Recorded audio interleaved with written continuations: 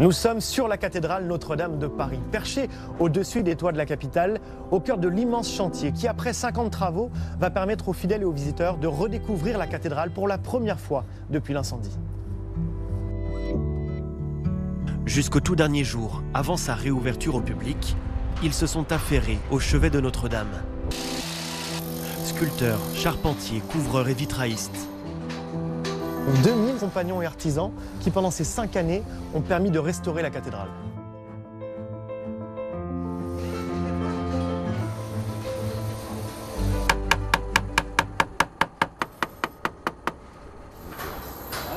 C'est impressionnant, on voit le balai des grues, le chantier vit encore.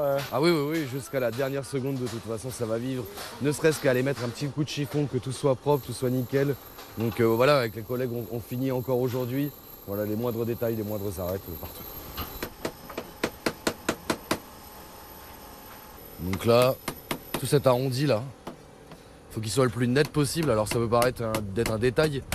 D'en bas on le verra quasiment pas, mais c'est des petits détails qui font la beauté de l'ouvrage. Donc là sur une pièce comme ça, il y a quasiment 3 semaines de boulot. Cette lucarne là qu'on voit là, elle avait complètement disparu dans l'incendie? Ah oui, intégralement. Ouais. Il restait rien du tout de la couverture.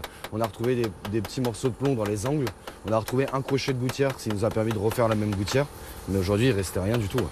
Si, du plomb fondu dans les descentes, mais c'est tout. Tout était fondu. Et là, cette lucarne, elle est identique à celle qui était au même endroit avant l'incendie? Exactement. Exactement. Aujourd'hui, le travail qui a été fait avec des photos, on a essayé de faire un plan, on a retravaillé avec les architectes sur un plan, et aujourd'hui, la voilà.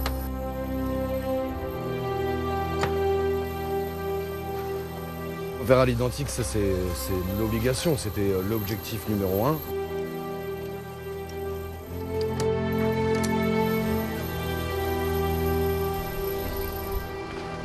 Là ici on a recherché les moindres arêtes, avec les architectes qui a eu des réflexions. Est-ce qu'on réduirait pas cette petite pièce de 2 mm avec les photos? Donc c'est tout un travail un petit peu archéologique. C'est quelle émotion l'approche de la réouverture? Ah bah c'est quand même un soulagement. C'est un certain soulagement. Ça a été une course contre la montre avec des moments beaucoup plus durs que d'autres, des moments un peu même difficiles à supporter, mais en fait c'est tellement beau et aujourd'hui on n'attend qu'une chose maintenant, c'est que ça ouvre et que tout le monde puisse enfin admirer notre travail, quoi.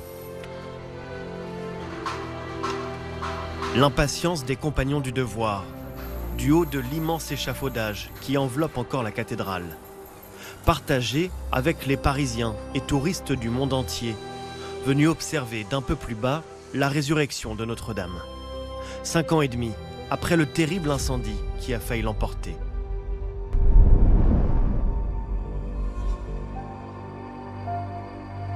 Le soir du 15 avril 2019, le feu démarre dans les combles de la cathédrale. En quelques heures, les flammes dévorent l'intégralité de la charpente médiévale. Une prouesse architecturale vieille de 800 ans, réduite en cendres. Prisonnière du brasier, la flèche, érigée par Eugène Viollet-le-Duc au XIXe siècle, s'effondre du haut de ses 96 mètres. On avait l'impression d'un 11 septembre patrimonial, en quelque sorte, sans les morts, sans l'attentat, sans le terrorisme, mais quand même de la disparition d'une cathédrale qui avait un rayonnement tout particulier, une aura toute particulière. Au terme d'une nuit de combat acharné, la cathédrale est sauvée in extremis par les pompiers. Le lendemain, le monde entier découvre l'ampleur des dégâts. L'incendie a creusé une plaie béante au cœur de Notre-Dame. La charpente a entièrement disparu. Et l'échafaudage, qui avait été monté pour restaurer la flèche, n'est plus qu'un amas de métal calciné. C'est une cathédrale qui est éventrée.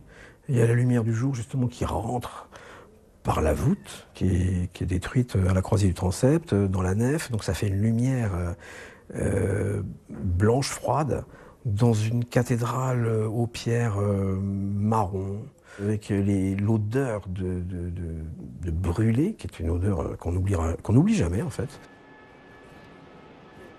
On craint que les destructions se poursuivent. Les voûtes, on ne sait pas du tout si elles sont stables, si les brèches que l'on voit ne vont pas s'étendre par des effondrements supplémentaires.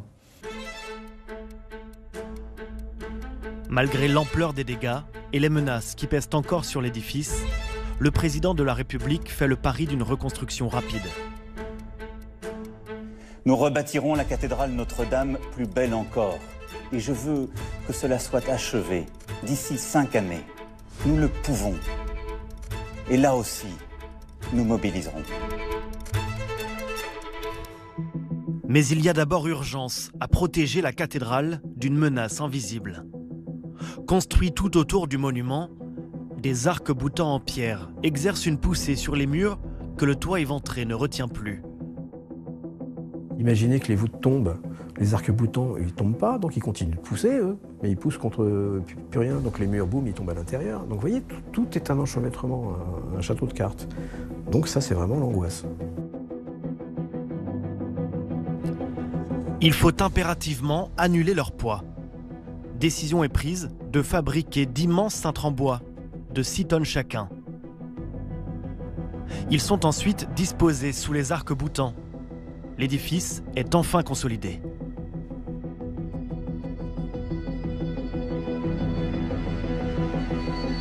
Reste à installer une immense bâche sur le toit pour protéger l'intérieur du bâtiment de la pluie. Mais une opération plus délicate encore attend la cathédrale. Elle doit être libérée de l'immense carcasse de métal, 200 tonnes d'échafaudage calciné en équilibre au-dessus des voûtes, qui menacent de s'effondrer. Dans le milieu, là, il va falloir qu'on mette une poutre entre les deux. Ouais, c'est le côté qui craint le plus, ça. On va plus bas, on va où on était tout à l'heure avec Mathieu.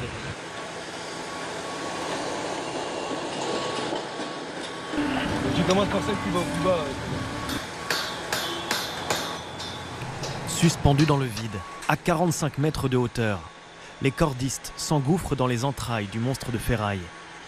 Ils se glissent entre ces viscères tordus par les flammes pour enlever, pièce après pièce, les milliers de tubes fondus.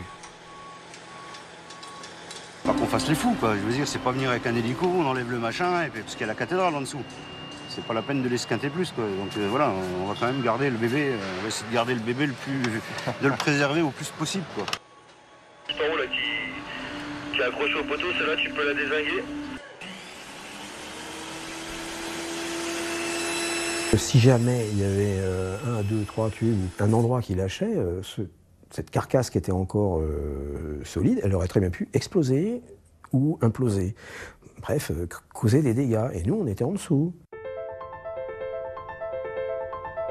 Pour faire renaître Notre-Dame, il y a d'abord les dons des hommes.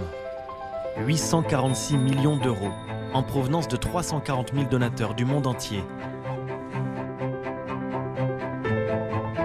Il y a aussi les dons du ciel, comme cette modélisation en 3 dimensions ultra précise de la cathédrale, réalisée peu avant l'incendie par un chercheur américain du Vassar College, Andrew Tallon, depuis disparu. Alors Andrew Tallon, ça a été celui qui a fait rentrer Notre-Dame dans le monde du XXIe siècle avec les techniques numériques, les relevés numériques, etc. Ce qui fait qu'au moment où nous en avons eu besoin, eh bien sa veuve s'est manifestée spontanément et nous a dit « J'ai ça, est-ce que ça vous intéresse? Je peux vous le mettre à disposition ?» Et on lui a dit « Mais on en a besoin, merci, c'est exactement ce qu'il nous faut. » Et ça nous a servi justement parce qu'on a pu comparer l'état de la cathédrale de l'époque d'Andrew Tallon avec l'état de la cathédrale après l'incendie. Et donc on a vu les déformations ou pas, voilà. Donc ça nous a servi presque de repère. Des modèles numériques des scientifiques aux ateliers des nouveaux bâtisseurs de cathédrales. Plus de 2000 ingénieurs, compagnons et artisans se penchent à son chevet. Après les opérations de sécurisation, la cathédrale se pare d'un nouveau corset de métal qui monte peu à peu dans le ciel. Et la charpente en bois recouvre peu à peu la toiture dénudée.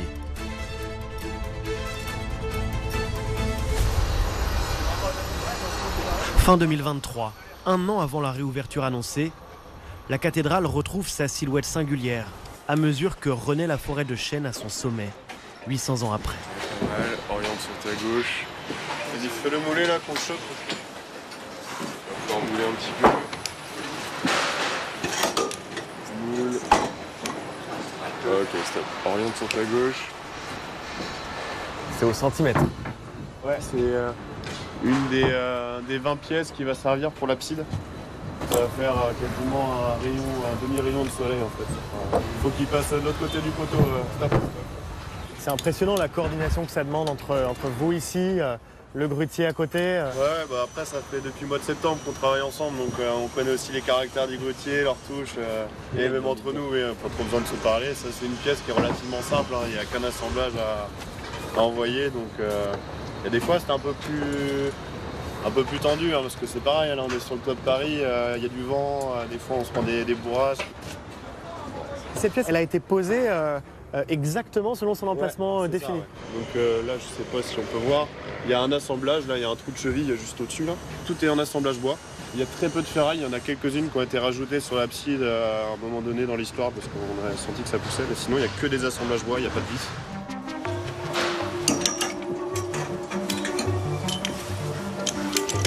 Comment vous avez fait pour reconstruire à l'identique? Est-ce que vous aviez les plans originaux de la forêt? Oui, tout à fait. On avait la chance d'avoir un relevé qui avait été fait quelques années avant, avec du coup les sections au millimètre des poutres telles qu'elles étaient avant. Et avec ces plans-là, on a pu partir en forêt, chercher les arbres qui correspondaient. Donc non seulement en termes de section, mais aussi en termes de forme. Donc là, le bois qu'on voit là vient de chênes qui avaient quel âge à peu près? Est-ce qu'on sait? Oui, on va dire entre 40, 50 et 150 ans pour les plus grandes. Chaque pièce de charpente correspond à un arbre. Avec un arbre, on fait une poutre. Plus de 2000 chênes centenaires soigneusement sélectionnés dans les forêts françaises.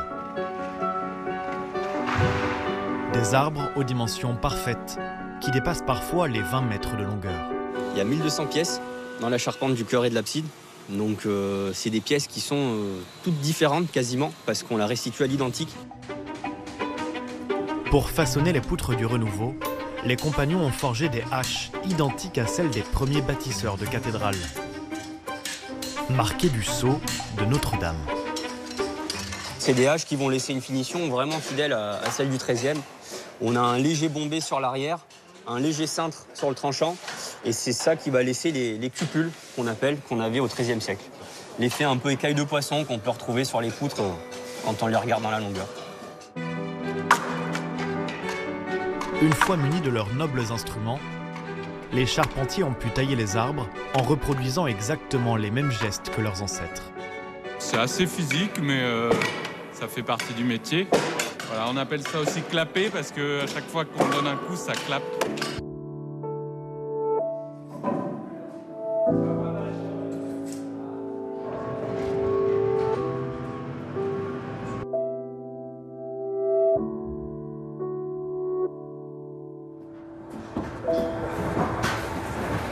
Maintenant que la forêt est réinstallée, on revit vraiment des images qu'on voyait avant l'incendie, d'une déambulation le long de la forêt, en passant sous ces poutres. Une promenade dans le toit de Paris.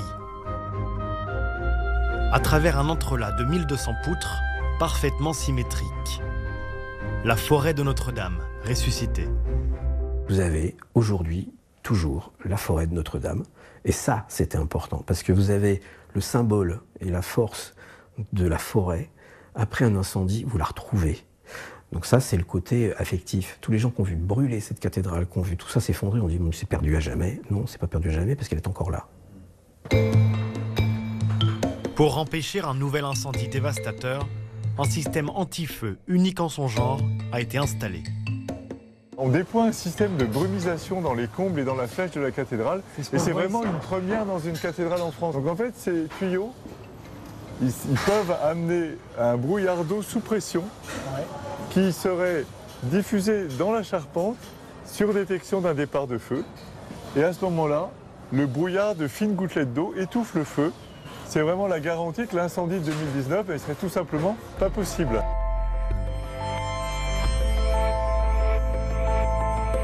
C'est en fait l'intégralité de l'armure de Notre-Dame qui a été repensée par les ingénieurs.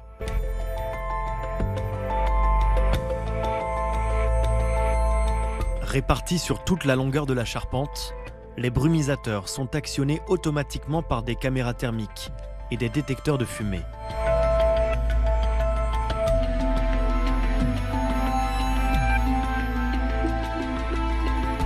De part et d'autre de la flèche, d'immenses portes coupe-feu ont été installées pour empêcher la propagation d'un incendie. Enfin, les colonnes sèches qui permettent aux pompiers d'intervenir offrent un débit considérablement renforcé. Autant d'armes dont dispose désormais la cathédrale pour se défendre face aux flammes, des dispositifs invisibles de l'extérieur.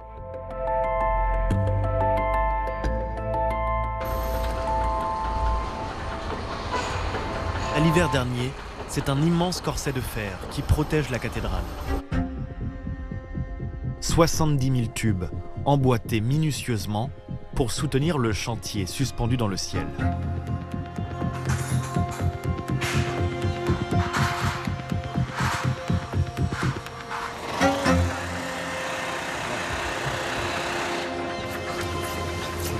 L'étage calcule un peu dans l'épaisseur pour le rentrer dedans.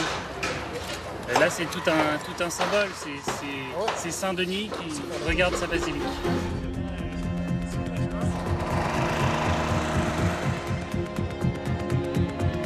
La flèche perdra son écrin métallique à mesure qu'elle sera recouverte de plomb. Un matériau qui la préservera de l'épreuve du temps, mais dont l'usage inquiète certains élus et associations.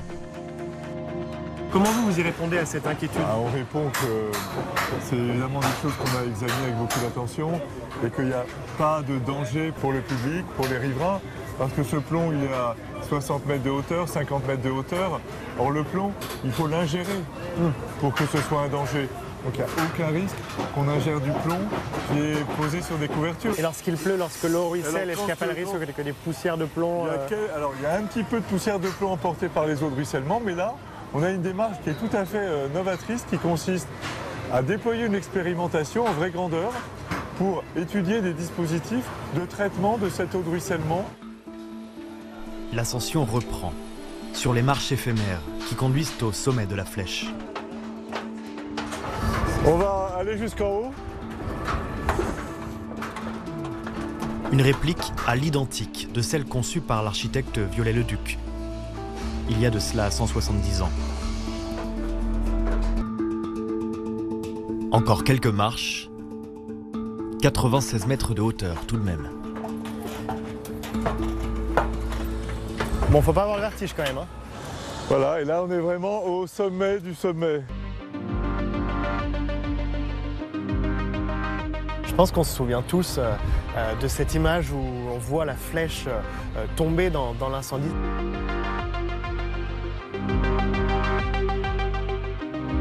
L'effondrement de la flèche avait symbolisé la violence de l'incendie. Son relèvement, maintenant réalisé dans le ciel de Paris, symbolise le relèvement de Notre-Dame de Paris. Il paraît que ça porte bonheur de toucher la flèche. Alors allons-y.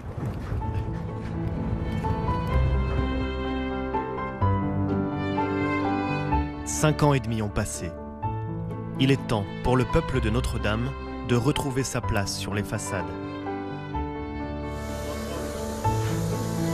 Des gargouilles et chimères par dizaines qui reçoivent les derniers soins des mains expertes des compagnons. Ouais, doucement, doucement. Précieuse. Je vais juste prendre... comment on va le caler? On va le mettre de travers au moins. Là. Il faut un truc maxi. Allez. Il faut 22, 41. Ouais, c'est bon, David. En fait, on est en train de déposer une greffe en pierre pour remplacer les crochets qui s'étaient abîmés pour les tombes. Donc on va poser la greffe et ensuite on va la sculpter.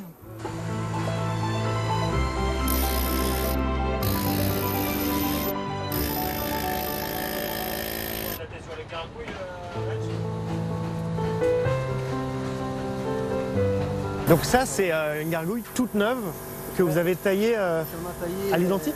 À l'identique. Pour pouvoir faire ça, on est parti on s'est basé sur des dessins de Viollet-le-Duc parce qu'on n'a pas le droit d'inventer les choses. Donc on a toujours une référence sur laquelle on peut se baser et faire et ensuite pouvoir reconstruire les choses comme c'était à l'origine. C'est la même pierre que celle qui était utilisée pour les gargouilles à l'époque des bâtisseurs de cathédrales? En fait, ils ont fait des recherches pour trouver la même pierre. Et elle vient d'où cette pierre? Ça vient du bassin parisien. Comme les pierres qui avaient été utilisées au XIIIe siècle. Comme les pierres qu'ils utilisaient pendant les Moyen-Âge et pendant aussi la restauration des violets-les-ducs. Et vous, David, vous êtes venu d'Italie pour travailler sur ce chantier? Exactement, je suis venu en France pour Notre-Dame et je suis très fier de ça et c'est super.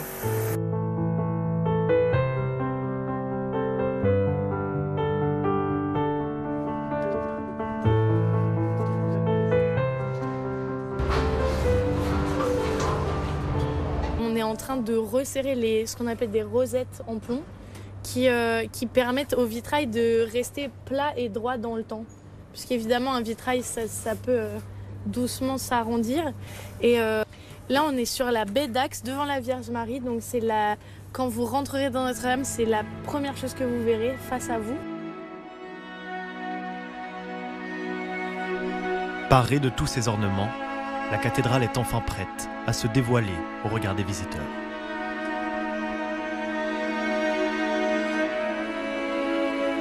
Quand on voit Notre-Dame restaurée, c'est vraiment une plongée dans l'éternité de cette cathédrale.